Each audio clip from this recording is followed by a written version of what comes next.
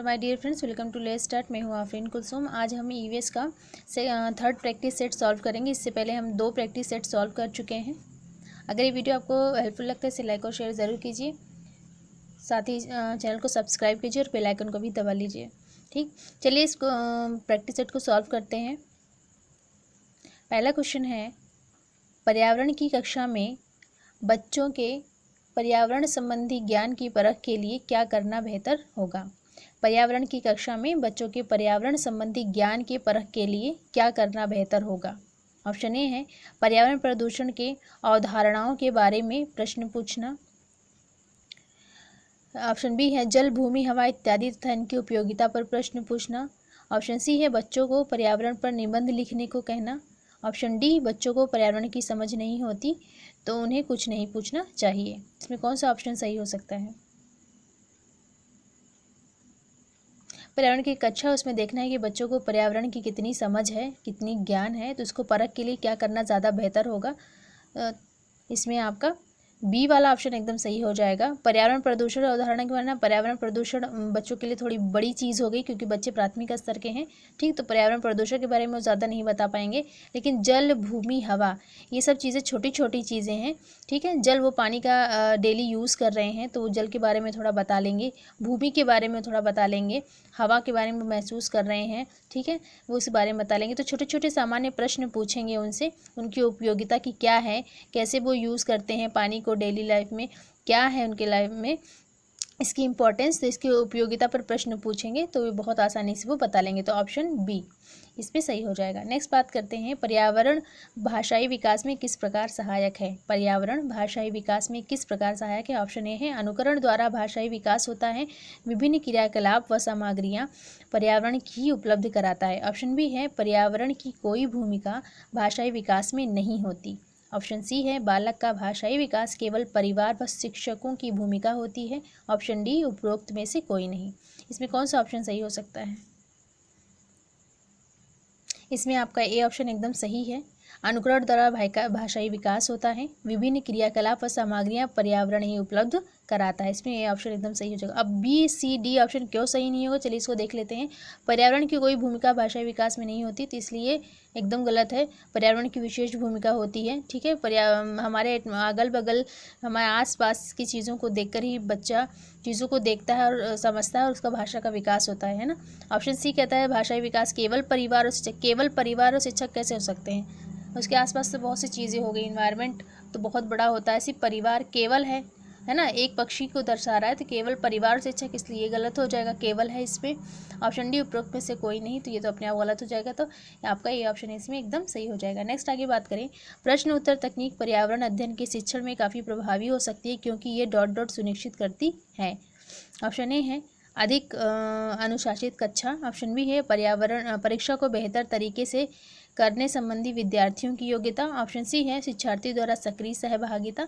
Option D है विद्यार्थियों द्वारा अच्छी तैयारी के साथ कक्षा में आना।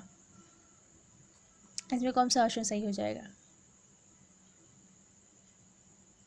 इसमें लिखा है प्रश्न उत्तर तकनीक पर्यावरण अध्ययन की शिक्षण को काफ़ी प्रभावी हो सकता है। पर्यावरण अध्ययन की शिक्षण को प्रभावी बनाने के लिए अनुशासन रखेंगे, ज़रूरी तो नहीं है कि ज़रूरी नहीं है अनुशासित कक्षा ही सब तरीके से हो सकती है। ठीक है, परीक्षा को बेहतर तरीके से करने संबंधी विद्यार्थियों की योग्यता। ऑप्शन सी एकदम सही हो जाएगा। बच्चों की सक्रिय सहभागिता हर प्रकार के शिक्षण को प्रभावी बना सकती है। ठीक है, इसमें आपका ऑप्शन सी एकदम सही हो जाएगा। नेक्स्ट आगे बात करें, वनस्पति व प्राणी जगत के बारे में पढ़ाने के बाद विद्यालय द्वारा प्राथमिक कक्षा के विद्यार्थियों को राष्ट्रीय उद्यान ले जाया जाता है तो इससे क्या सहायता करेगा। एक वनस्पति और प्राणी जगत के बारे में बच्चों को क्लासरूम में पढ़ाया गया, पढ़ाने के बाद उन्हें बाहर विद्यार्थियों को राष्ट्रीय उद्यान लेके गए, तो ये जो बाहर ले जाना हुआ तो उनके लिए क्या बेहतर, कैसी हेल्प करेगा, उनके ज्ञान के लिए क्या बेहतर करेगा, उनको सीखने में क्या मदद करेगा। तो ऑप्शन ए है प्रकृति को सम्मान विकसित करना, बच्चों के मन में प्रकृति के लिए सम्मान विकसित करने के लिए सहायता करेगा। ऑप्शन बी है कक्षीय अधिगम को वास्तविक जीवन स्थितियों के साथ जोड़ना। ऑप्शन सी है पर्यावरण संरक्षण के लिए कौशलों का विकास, या ऑप्शन डी है भ्रमण का मजा लेना। इसमें कौन सा ऑप्शन सही हो सकता है।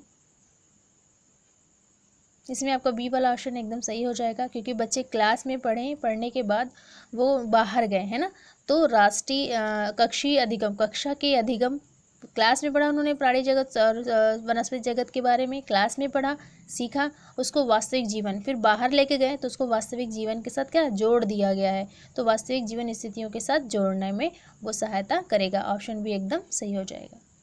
नेक्स्ट आगे चलें, विद्यार्थियों को विवेचनात्मक होना क्यों सीखना चाहिए? विद्यार्थियों को विवेचनात्मक होना क्यों सीखना चाहिए? ऑप्शन ए है एक रूप समशील दृष्टिकोण की कद्र करने के लिए, ऑप्शन बी समाज में यथास्थिति बनाए रखने के लिए, ऑप्शन सी कमियों को इंगित करने के लिए एवं लगभग सभी चीज़ों पर दोषदर्शी होने के लिए, ऑप्शन डी ये समझने के लिए कि मुद्दे उनके खुद की ज़िंदगी से कैसे जुड़े हैं।